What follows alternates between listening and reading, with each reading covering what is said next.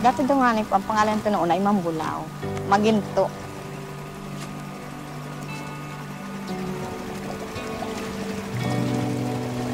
Po, dito po nga po karamihan yung mga nagmimina, pati po baga mga ibang bansa dumadayo dito ng pagmimina.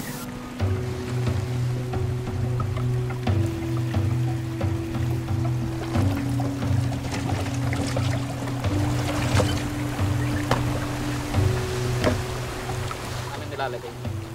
Bulak po, para po hindi mapasukan. Tapos yung mas po, ano po, para sa mukha, para hindi po mapuwing. Gusto niyang matuto, kaya sinasabihan ko siya na wag niyang ituloy na yung ano niya, yung pagsisisid niya. Kasi po, pag natuto po yan, magtutuloy-tuloy po yung ganun niya. Sabi ko, diyan namatay yung papa mo sa pagsisisi.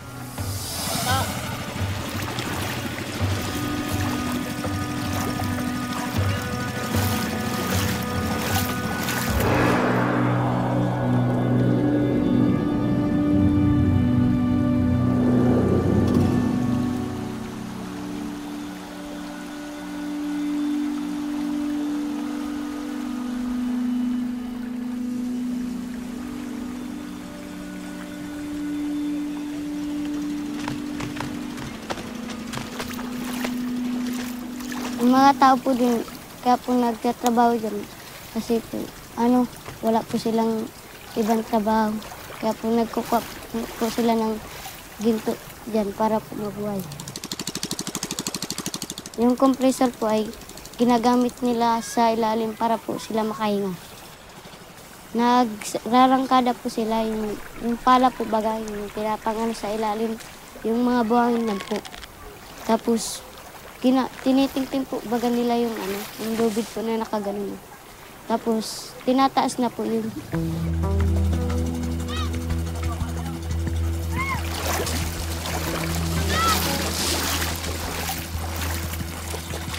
Tapos po, binabanto na po yung taas. Natas po baga. Pinapabirik na po yung hinula. Aalisin po yung mga buhangin. Parang laro rin lang po dyan. Pero may makukuha ka pong pira.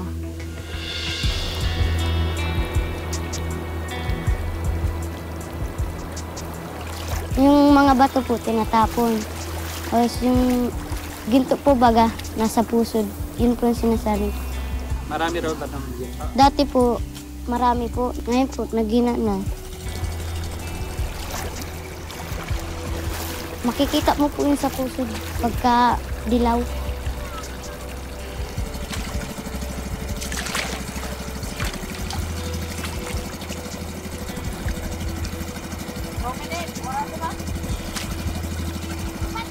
Masaya na po yun sa akin kahit makakapo ako ng isang palay.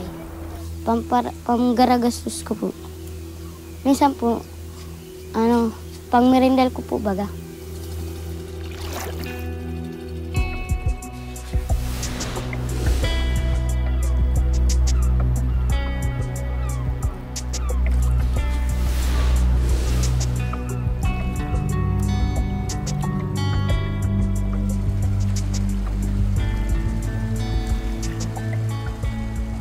Pag ganito po may mga berna po sa amin, malakas na rin po yung dagat.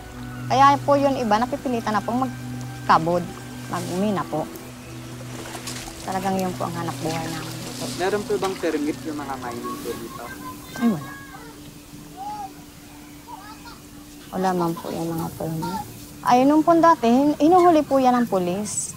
Pero po nung pinakiusap nga po ng mga taga rito na, kasi po pag nahuli po, ay mga 20,000 ang tubos. Kaya pinakiusap na lang po ng mga taga rito na kaunti lang man po ang kinikita dyan, parang pantawid gutom na po.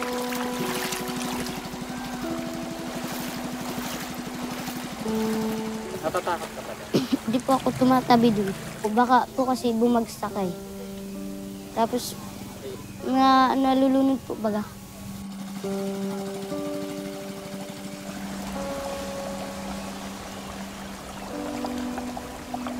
Kuya, ilang oras po kadalasan ng mga tumitite? Ilang oras po? Ilang oras, dalawa. Di ba delikado dyan?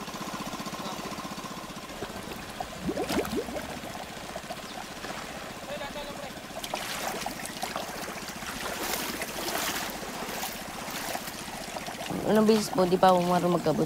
Hanggang natagal po, nalalaro ako, kinuha ko yung nose, hanggang sa natuto po.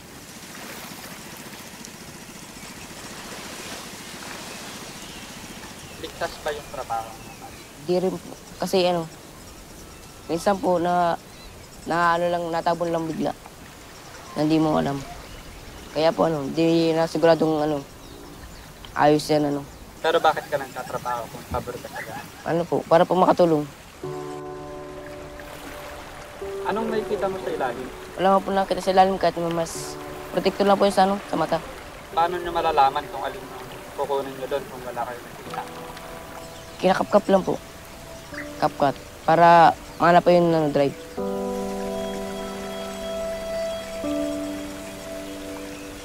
Nalaman kong nagagalit po ako sa kanya nung sabi ko, huwag ka dyan sisisid.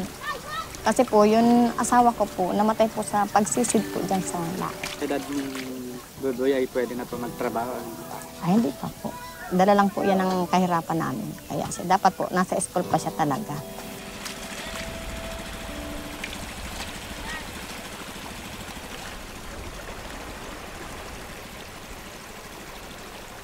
Naginto na po ako mag-aral. 4 na taon po ako naginto tapos nagpasok ako ngayong taon. Nag-drop uli. Ba't di ka na nag-aaral? Nakaya na po.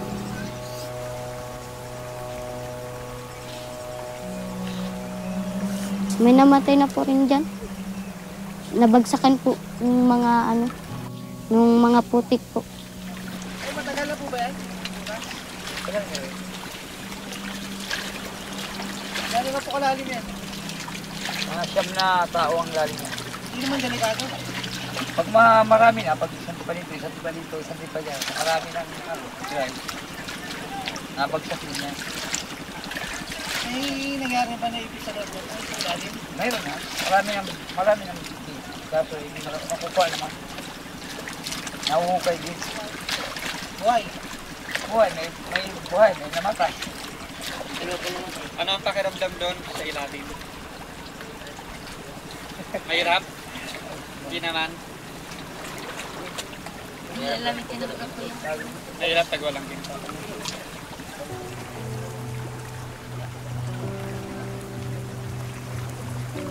Dami kuya?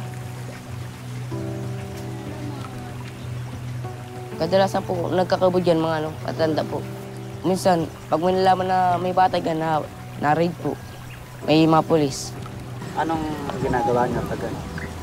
Natakbo po kami. Nahuli ka na ba? Mabilis to.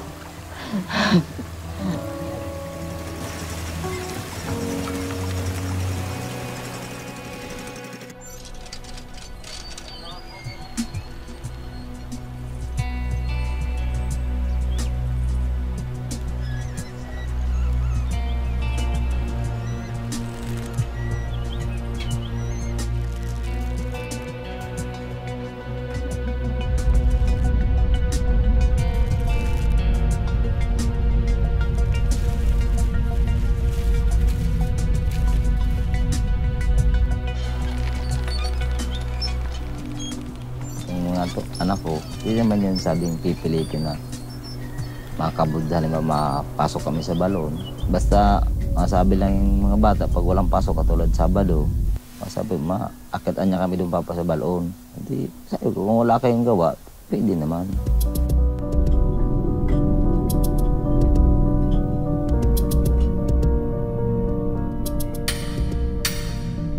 Kinakabahan parati. Kaya hindi naman pwedeng sila ang mapasok.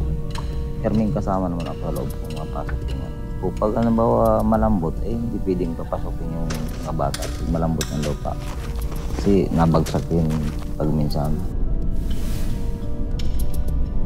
Na unang-una po, nahihirapan po ako magkabod at nasasugatan po ako. Saan ka nasusugatan? Sa mga kabato po at natitilos. Nasugatan pa ako sa kamay at paa. Ilang taon ka nagsimula bago ka Nina? Po. Hindi ka ba natatakot? Delikado itong ginagawa mong harap buhay? Natatakot din po minsan. Ilang oras mo titiktikin yan? Isang oras. Isang oras, gano'ng karami na makukuha mong bato? Ilan sako? Isang sa Ano po yan, tay? Ito ang tatawag na bita. Ano po nakukuha dyan? Ginto. Ang tatay ko po ang nagturo sa akin. Ay, isa lang po siya sa balon eh. Kaya po, tinutulungan ko po. Kusang loob mo ba yun na tumulong kay tatay? O kusang loob po. Nag-aaral ka ba, Harold? Hindi na po. Hindi na po ako nag-aaral. Dahil Dahil po sa nagkasakit po si Papa.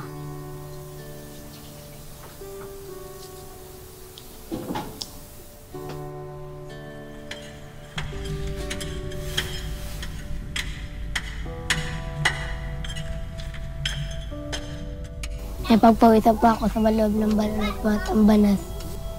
Yun po, pag wala pong blower. Meron din po maging sa loob ng balon.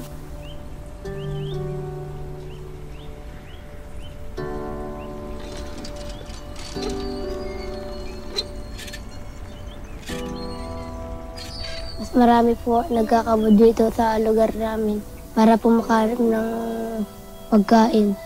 Para po makakain ng mabuti.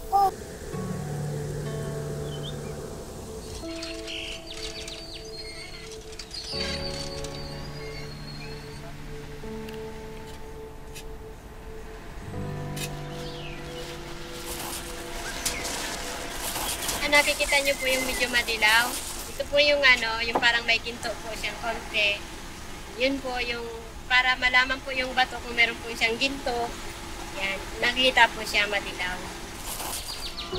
Meron na po kaming nabalitaan na marami pong biglang yung mayaman dahil po sa biglaang nakakakuha po ng malaking ginto. personal niyo po bang nakita yun na marami talaga? Hindi po, nabalitaan lang po namin. Ngayon po dito ay kahit ano pong pagsusumikap para pong talagang hirap-hirap po ng buhay ngayon.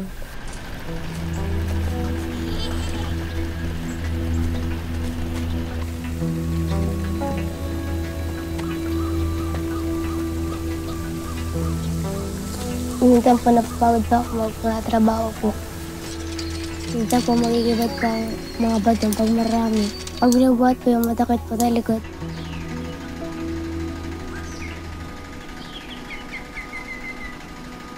Siyempre, kung saan maawa ka sa anak ko. Kasi hindi pa naman dapat nilang trabaho nila. Yun na natatrabaho nila. Nakakita mo siyempre, nahihirapan yung anak mo. Doon maano ang magulang. Dapat hindi ganyan ang mangyari. Wala pong magawa kasi talagang wala naman kami ibang anak buhay. Nahihirap po sa hirap.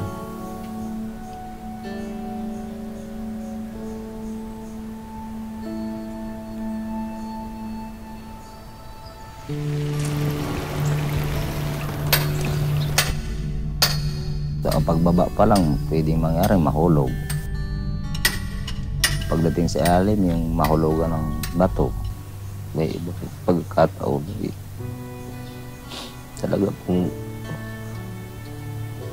may iba lang ka sa paghanap buhay, siyempre yun po ang hangalin namin.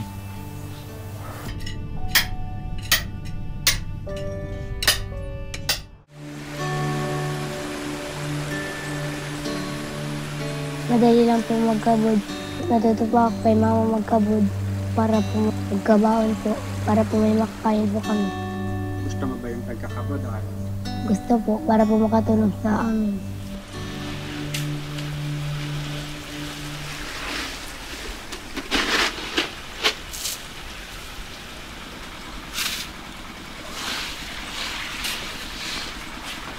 Kami po ay galing po kami ng Bicol sa Balasbas, Manito, Albay. Napadpad po dito yung aking mga magulang po. Nung una po kasi maganda pa po ang hanap buhay dito dahil po sa pagkakabod. Yung pagkakabod po yung paghahanap ng ginto.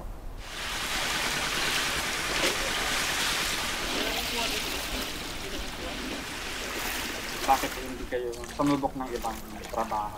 Kasi isa sa pagkakabod po, kung swerte ka po, yung tinatawag nilang swerte, bigla po magkakapera ka.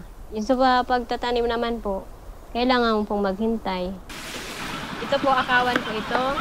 Yung ito pong nasa ilalim yung slide. po. Tapos yun po yung sapin. Yung saging naman po, barani ang tawag namin dyan. Yung pong ginagamit namin na yung sa saging po, doon po nakakapit yung ginto. Yun po ang panghuli namin dyan. Nilalagay po namin yan sa planggana, pinapalpag ang tawag po namin dyan. Ito po, nakikita niyo yung maliliit na dilaw. Meron na po, Nay? Meron po yan. Nahuhuli namin yan pag may mercury na uli.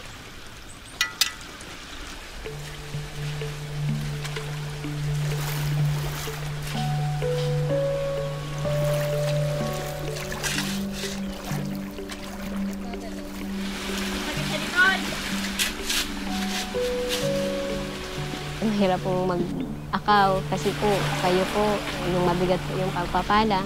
Yung pong masakit po sa kamay, kung araw-araw po namin yung gagawain, nanipis po yung kamay, yung balat po ng daliri. Kasi po yung bato, matalas po yun. Ang kasama ko po si Mark Anthony. Siya po ang anak kong katulong ko po. Kusa niya lang pong tutulungan niya po ako. Natulong po siya sa amin pag wala pong pasok. Kasi po gusto ko po sa mga anak ko, matuto rin po sila ng mga trabaho. Na hindi po lumaking mga tambay lang. Gusto ko po siya makatapos ng pag-aaral. Bakit po? Dahil po ayaw namin maranasan sa kanyang nararanasan sa aming hirap.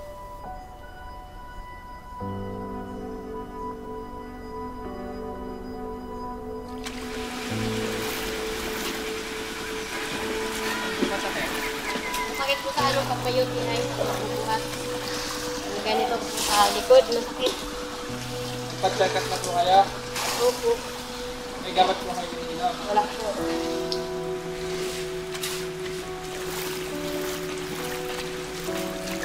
Nagpa-center po ako, nag-examine po ng ihi. Ganun nga po, niresitahan po nila ako ng gamot. Nawala rin naman po nung kaya lang habang tumatagal parang nung wala na akong ininom na gamot, nabalik din po.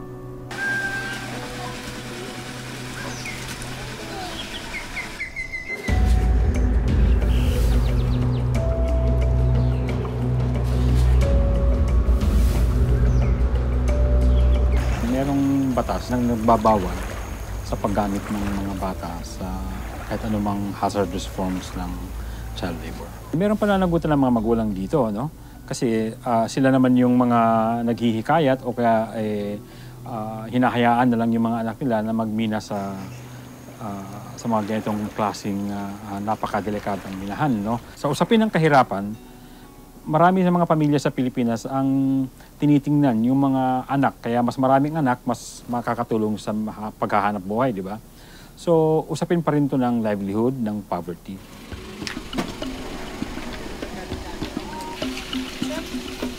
Yan. Nandun mo ba yung kasusi o sa taas? Malis ka dyan. Kamu pa, umalis ka dyan. Trapper. Ulan po.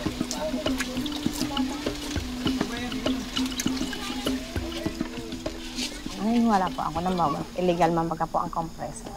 Dahil nga po sa wala naman po sa akin naghahanap buhay na asawa, kaya mahirap. Ang anak ko po ay 11, na yan lang man po ang pinakikitaan ko.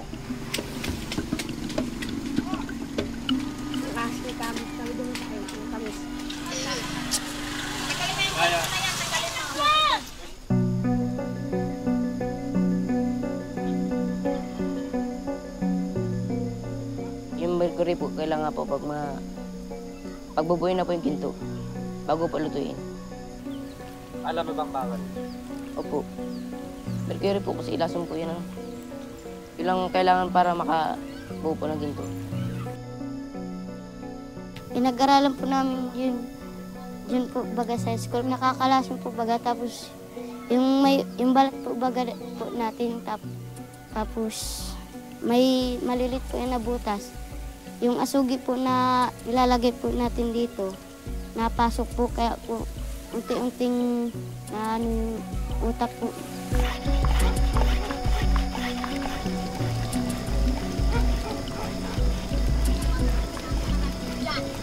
Saan po galing ang assault? Hindi ko po alam kung saan yung galing. At nabibili lang po yan dyan sa bayan. Magkano po nabibili? Kabili man pong 200.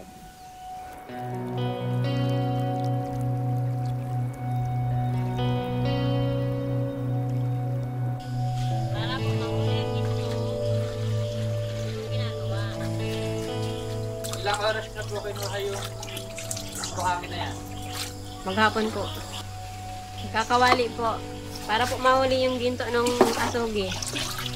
Para po mabuo siya. Kaunti lang po dito sa lugar namin. Magamit kami ng asuki para mabuo yung ginto.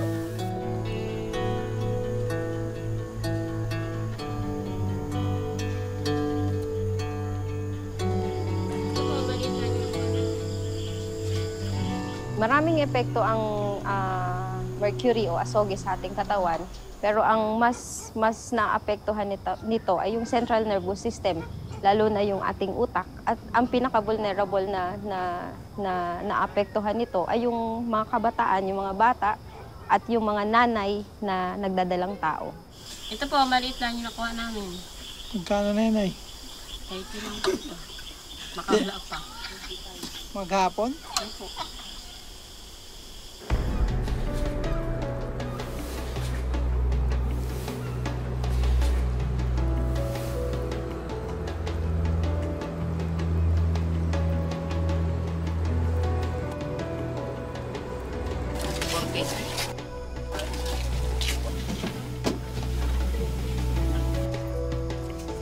Ilang palay? 4 po.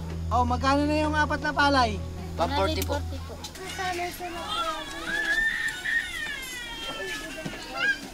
Ano mabibili mo sa 140? Ano gagawin mo dyan? Hindi po ng bayan. Tapos? Mabili po ng gamit po.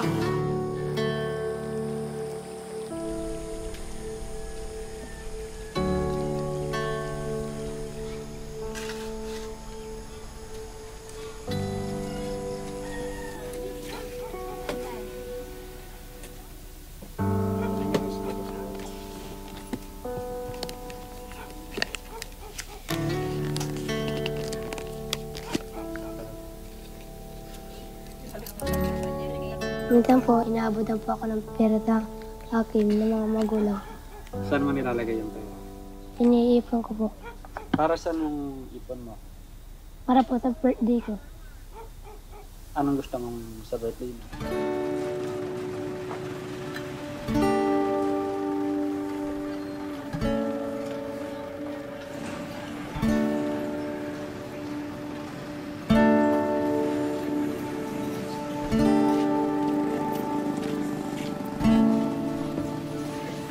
Wala pong gamot.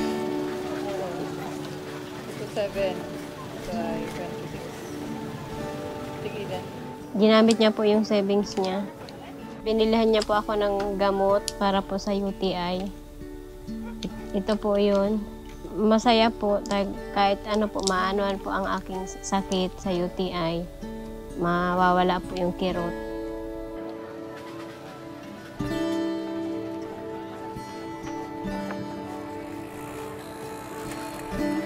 Masaya na po yun sa akin kahit makakapo ako ng isang palay.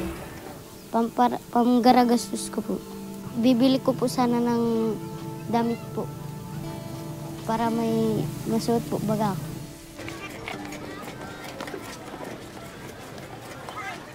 Gusto ko po ako sa yung napapanood po baga sa TV, yung mga basketball, yung sa Golden State po, na may nakatatak po Golden State Warriors.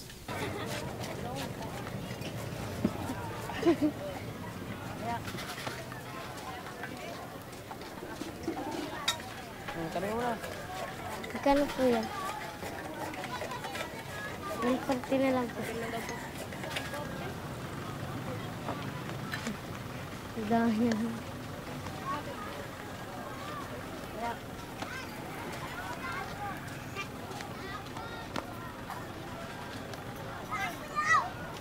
Minsan po, pag may natitira, binibigay ko po. Hindi po sa nag-aalaga sa akin. Bakit hindi mo kasama yung mga magulang? Iniwan po pala ako dyan ng mama ko, kay ate po. Tapos, nagpunta po siya. Kasama yung anak po niya. Tapos, Naiwan ka na? iniwan po ako. Kasama ko po ngayon, taga-alaga po sa akin si Ate Nili po. Hindi ko po ano-ano si Ate Nili po. Ito yung medal na nakuha niya nung grade 3. Ito naman po nung grade 2 siya. Pang third honor po siya nito. 2,000 nga po ang natanggap niya. Itong batang ito ay mabait. Saka hindi ko naman talaga sinasabi. Kaya nga kahit po papaano, nagsisika po siya. Maski po wala po dito yung talagang tunay niyang magulang. Ako po ang nagpapalaki sa kanya ngayon. Sa ngayon po, maski po ganito, sinisika po pong matulungan po siya kahit wala siyang magulang. Ay kanina po, kinausap po kami ng mga taga-Doli na ano daw po, yung mga bata nga daw po, pagbawalan na po dyan pumunta. Maraming maapektuhan pag tinatigil ang kabut. Pag tinigil po yan, di saan naman po magtatrabaho katulad namin.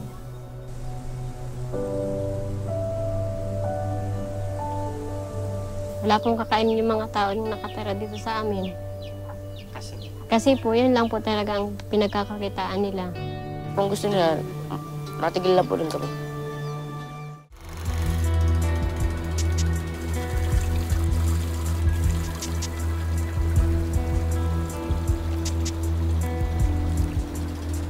May mga financiers na sila yung mga nag-finance or nagpupondo dun sa mga balon, yung mga minahan, mga ganun sa nabibigay ng kapital. Nag-hire sila ng mga tao, kabilang doon mga bata, para gumawa ng trabaho nila.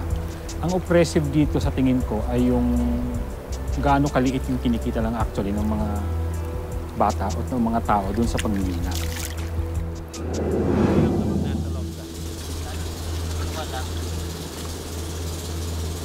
Mga ilang minuto kayo nakakatagal sa ilalim? Mga isang oras, sa dalawa. Kaya yung ganun tumagal? Isang kalating araw. Ang gamit niyo po, ano po yung... Hangin lang pero.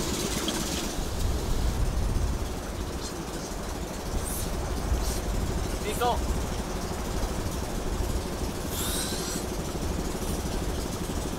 Para sa nga sila, pag-timber po sa ilalim.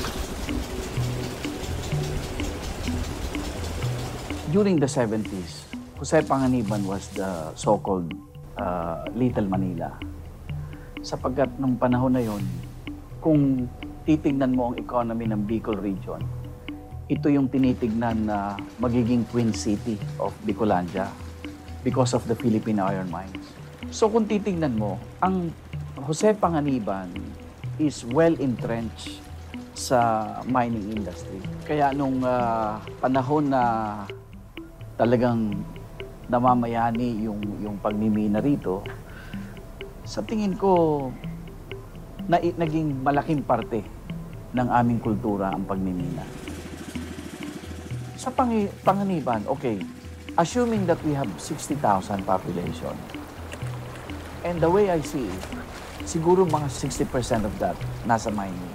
Malaki yun. Karamihan po ng aming mga kababayan ay talaga namang umaasa dito sa pagmimina. Nagkaroon ng heavy migration. Farmers becomes miners, fishermen becomes miners. Dahil nga, nagkaroon na ng imbalance yung aming economy.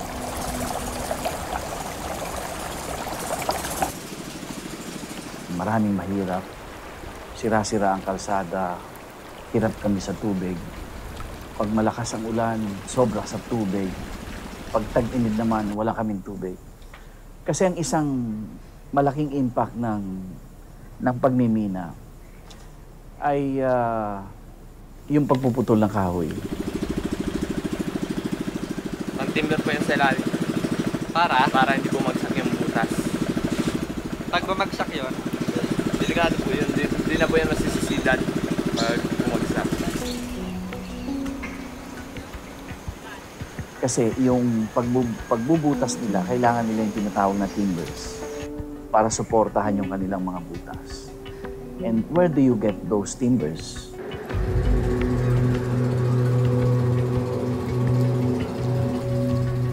Kung iisipin mo, wow, dito, ang dami niyan. Pero kung titingnan mo, yung mga kinikita nila, hindi naman talaga ganun kalaki. Like yung nagpapan ng ginto, yung mga nagbibiyak ng mga bato para gawing ore, yung mga naghahandle ng mercury, mga kinikita lang yan, nasa 200, 500 sa isang araw.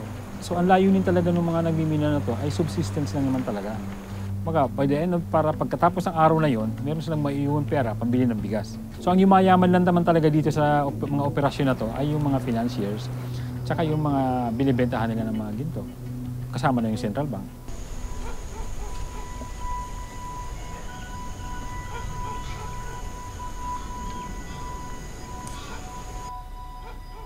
Ano po ang trabaho ng asawa po ng lalaki? Ano po ang pagkakabod po, pagiginto sa ano po, Paracali. Doon po nagtatrabaho ang aking asawa. Bakit po daw yun ang pinili ng trabaho? Kasi po yun yung ano, yung mayroong pagkakakitaan sa araw-araw. Minsan po naparte sila ng ano, nasa 100,000. Bawat ano, linggo lang po yun. Ang naipundar po ng aking asawa sa paggiginto po yung bahay po namin. Tapos yung mga gamit sa loob ng bahay. Natapos ba yung bahay? Hindi po gaanong natapos. Dahil patay na po siya, namatay. Pag giginto. Ako ay nagbabantay sa isang sakuna na walang official casualty count ng otoridad, pero sa pinakahuling impormasyon mula sa Camarines Norte PNP ay 3 ang kinokompirma nilang naipat sa minahan at kung ano ang kanilang kondisyon ay hindi pa natin alam. August 10, 2012. Nangyari po yun. Biyernes po yun. Sabi niya sa akin, maalis na sila. Makakabod daw po. Sabi ko, sige. Sabi ko nga po sa kanya, huwag ka magkabod kasi mga nakainom. Namatay po yung makina nila. Hindi po nabantayan ng mga kasamahan sa ibabaw. Mga pang-ibabaw po, hindi po natingnan ng maayos. Kung ano, may gasolina pa o may clothing. Ang dinadaan pong mina, nasa 36 feet na ang lalim po. Nung nangyari po na yun, tulog pa ako dito sa bahay, pinuntahan pa ako ng mga kasamahan. Diyan pa ako nagdaan sa baba. Kang hurulog pa nga ako nung napunta pa ako dun sa ano, doon pa po sa dagat. Nakasakay sila sa bangka. Umiyak pa ako ng umiyak. Yun lang po. Wala man akong magagawa. Marami ka naman pera, kung mamamatay naman. Laki pong panginayang. Iwanan po kami ng maaga. Sobra pong hirap. Iniisip ko pa kung saan kami makakuha ng ano. Panggasto sa araw-araw. Kinabukasan ng mga bata kung paano. Dati po hindi ganun. Ano bang pinaka-namimiss na po dun sa asawa? Yung sama-sama po kami magpapamilya. Ito po yung huli pong binyag ng aking bunso. Nung nabubuhay pa po yung asawa ko. 2 buwan pong nakalipas na aksidente po yung aking asawa di Santa Elena. Yung pa ang huli niyang happening sa aming pamilya.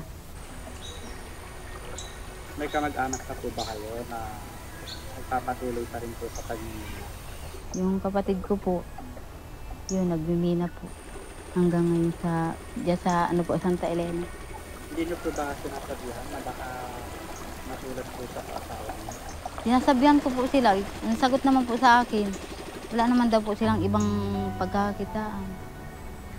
Ang pag-iisda naman po, madalang naman ang minsan walang huli, minsan meron. Kaya yun daw, kung saan daw po yung mayroong pagkakakitaan, doon sila. Kahit ano yung ingat na lang daw po sila.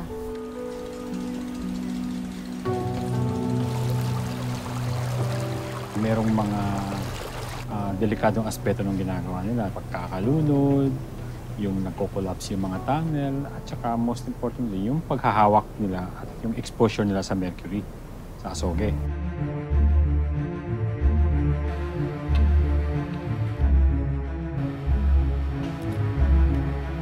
Ang mercury ay persistent siya, hindi siya nawawala sa atmosphere natin.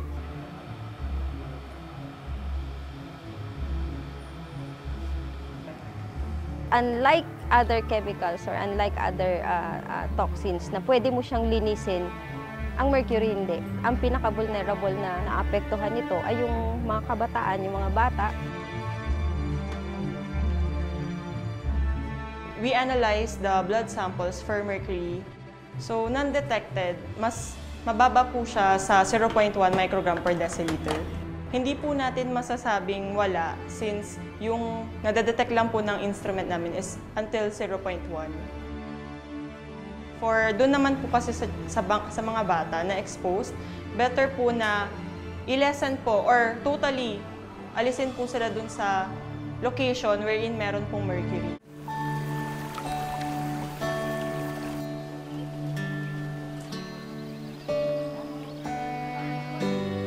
Kinausap po kami ng mga taga-Doli na ano daw po, yung mga bata nga daw po, pagbawalan na po diyang pumunta at kung tutulungan na lang daw po kami mabigyan ng kabuhayan. Gusto po daw namin mag-livelihood. Tinanong nila ako kung ano daw po ang kaya kong i-manage. Sabi ko, ang kaya ko lang talaga i-manage yung pagtitindahan ko. Nasaan po yung mga kapatid niyo? Yung isang impulso niya na sa kapatid niyang babae. Yun ang may sama na yun. Ilan po kami yung nasa tatay dito? Ay, nasa nanay? Wala. Ang lahat nasa mga kapatid. Kasi nagtatrabaho ng mamaya. Ang unang step or move ng law enforcement agencies ay arestuhin, patigilin, hulihin. That is not the ultimate solution to the problem. Kaya merong illegal because the bottom line there is the poverty. This is basically the reason why we are exhausting all possible means to intervene, especially in as far as livelihood is concerned. Naniniwala po ako na ang pagyaman ng mga taga-Jose Panganiban hindi po sa pagmimina. Hindi lamang sa mina ang ginto. May mina rin sa agrikultura. May mina rin sa palaisdaan. Hindi lahat ng kumikinang ay ginto, sa totoo lang. Sa ngayon po, at hindi pa naman po nangyayari, hindi pa po ako maniniwala. Kung talagang mabigyan po nila ako, doon po ako maniniwala. Kasi po, marami naman baga po ang taong nangangako lang. Maganda po sana kung meron kaming mga kababaihan na pagkakaabalahan. Sana po makarating sa mga liblib na lugar ang mga tulong po na kailangan ng mga tao. At the end of the day, kailangan din nilang tulungan ang kanilang sarili. Hindi mo pwedeng iasa ang lahat sa gobyerno. In fact, kaya ganito ang Pilipinas dahil marami sa Pilipino inaasa sa gobyerno lahat.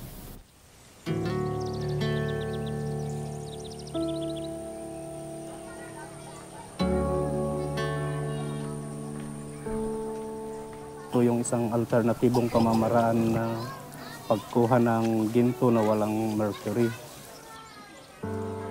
Ngayong araw, ang ginawa namin ay yung tinatawag naming minor-to-minor training para turuan sila ng mercury-free mining. So yun yung tinatawag naming gravity concentration method.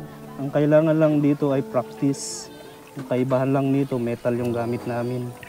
Ang advantage kasi ng metal, pwede mong pigisin sa kahoy. Normally kasi yung ginagamitan na nila ng asoge yun. Binalot lang natin siya sa tabako at nilagyan ng konting borax na isa siyang cleaning agent.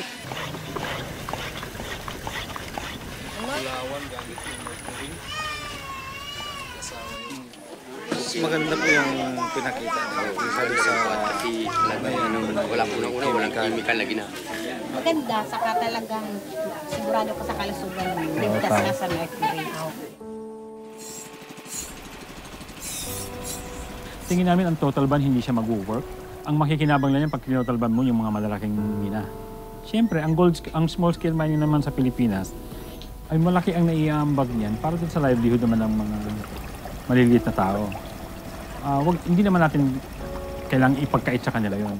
Pero para magawa yan ng maayos, dapat ma-regulate yung industry, ma-regularize kumbaga yung operations at andun lagi yung gobyerno. Ang tagal na po naka-apply ng minahambayan namin.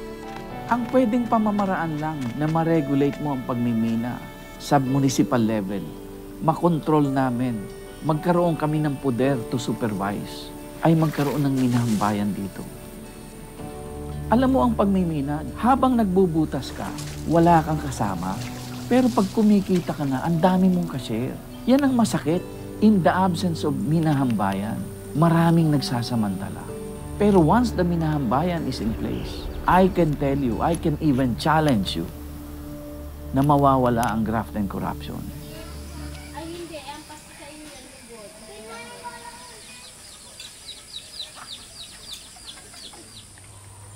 Malaki lang din bagay na nakatulong sa amin mahirap yung pork. Nagpapasalamat din kami sa ganyang tulong ng gobyerno.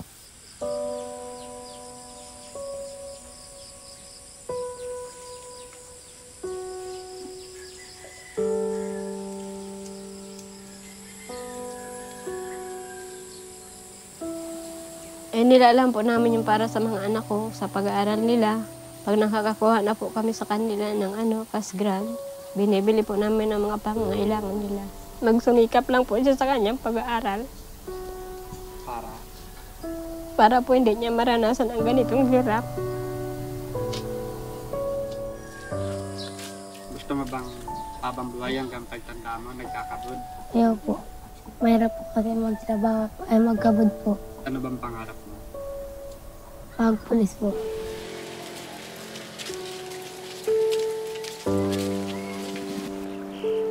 Mag-aaral o magtatrabaho?